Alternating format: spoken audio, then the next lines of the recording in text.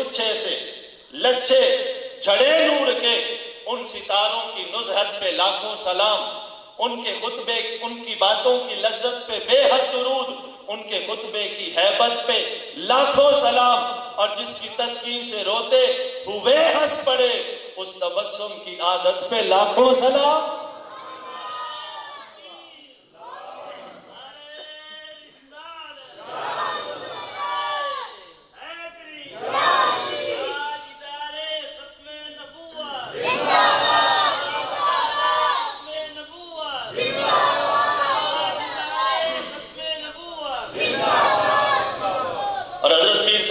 शाह साहब भी फरमाते हैं, दो अबरू कौस मिसाल दिसन, कौस कहते हैं कमान को, दो अबरू कौस मिसाल दिसन, जै तो नौ के मियादे तीर छुटन।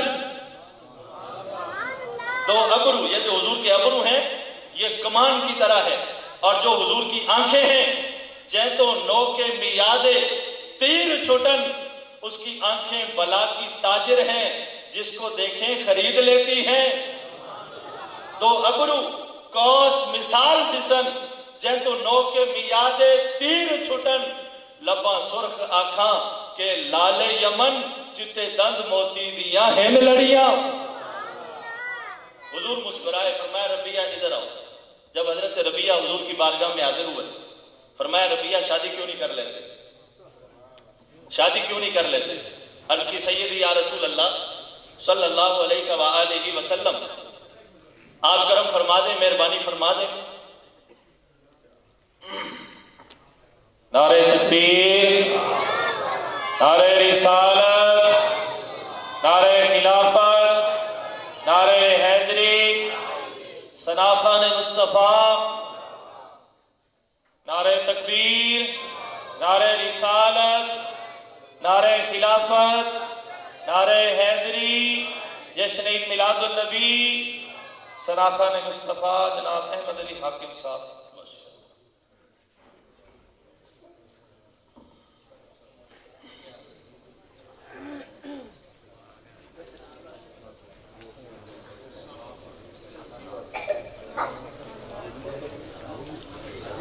करीम आका मेहरबानी फरमाए, आप खुद ही फरमा दें, आपके लिए क्या मुश्किल है, आप खुद इंतजाम कर दें।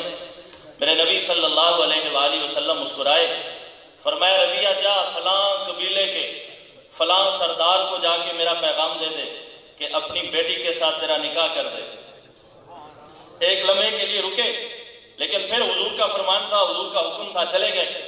जाके उस कबीले के सरदार को पैगाम दिया कि मुझे अल्लाह के हबीब सल्लल्लाहु अलैहि वसल्लम ने भेजा है, और साथ ये पैगाम दे के भेजा है कि अपनी बेटी के साथ मेरा निकाह कर। अब वो अपनी बीवी की तरफ देखने लगा, उसकी बीवी उस शौहर की तरफ देखने लगी, लेकिन हुजूर का फरमान था। वो अर्ज करने लगा कि ऐसा है कि तुम जाओ और मैं खुद हुजूर की बारगाह में हाजिर होता हूँ और आका से मैं बात करता हूँ, खुद मैं हाजिर होता हूँ। जब हुजूर का वो कासिद, हुजूर का वो गुलाम हजरत रबिया बिन काब वहां से पलटने लगे तो पर्दे के पीछे से उस बच्ची की आवाज आई। उसने कहा, बाबा ये हुजूर का कासिद है, ये हुजूर का भेजा हुआ है, खुदा के लिए ये खाली वापस ना जाए, आप इसके साथ मेरा निकाह कर दें।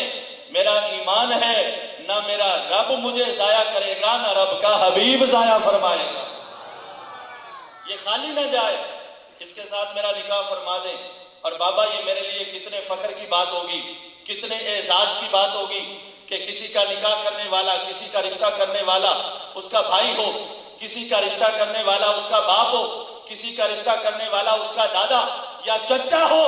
ये मेरे लिए फख्र की बात होगी कि मेरा रिश्ता किसी आम बंदे ने नहीं किया, मेरा रिश्ता अल्लाह के हबीब ने किया है। ये मेरे लिए सआदत की बात होगी। और आज माओं को, बहनों को अगर इज्जत मिली है तो मेरे नबी के दीन की वजह से मिली है। आज उम्मत की बेटी इस दीन में घुटन महसूस करती है और दीन के इस माहौल से निकलना चाहती है।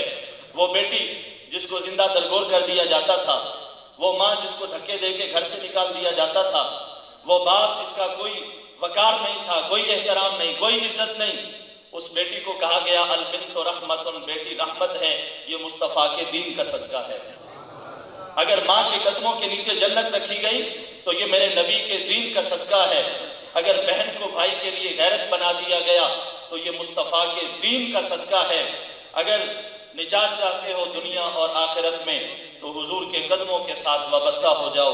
अल्लाह दुनिया में भी कामयाबियाँ अता फरमाएगा, आखिरत में भी कामयाबियाँ अता फरमाएगा। तो लोगों, शादी इस तरह भी हो जाती है, और बल्कि इससे भी अगला जुमला कह दूं, शादी होती ही इसी तरह है। शादी का माना है खुशी, तो खुशी वही होती है जिसमें बंदा रब को भी याद रखे, रब के हबीब को भी याद रखे। अल्लाह मेरे ये चंद कलिमात कुरान और सुन्नत की रोशनी में जो अर्ज किए याद रखने की, अमल करने की तौफीक नसीब फरमाए। वमा अलैना इल्लल बलाग।